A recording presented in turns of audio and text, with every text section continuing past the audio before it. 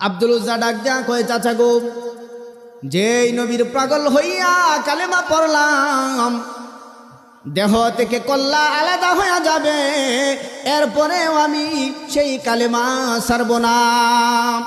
আব্দুল উজ্জার উপরে বার তার চাচার নির্যাতন শুরু হয়ে গেল।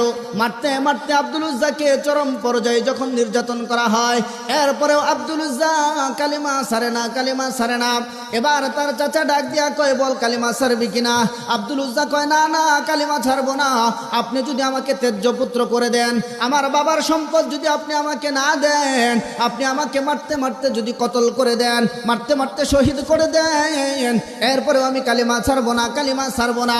এবার আব্দুল উজ্জার পরনে থেকে জামা কাপড়গুলো খুলে যখন বিবস্ত্র করে দেওয়া হয়, উলঙ্গ করে দেওয়া হয়, আব্দুল উজ্জা কান্নার অত দুটি চক্ষু নিয়া, চোখের মধ্যে অশ্রু নিয়া, পানি নিয়া মায়ের দরবারে গিয়া ডাক দিয়া কয়, মা,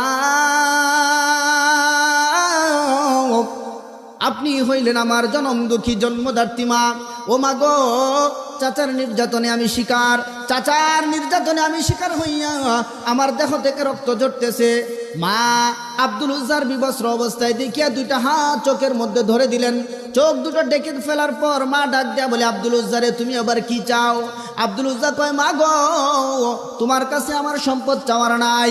ও মা, তোমার কাছে আমার কোনো কিছু চাওয়ার নাই, তবে মা দুটো যদি একটা চাদর হয়, যদি একটা চাদর হয় আমার লজ্জাস্থানটা ঢাকার মতো, একটা চাদর দিয়ে আমাকে বিদায় করে দাও, আমি চিরতরে সেই লজ্জাস্থানটা ডাকিয়া আমি নবীর দরবারে চলে যাব। এবার আব্দুল উজ্জার মা দুইটা চাদর দিল।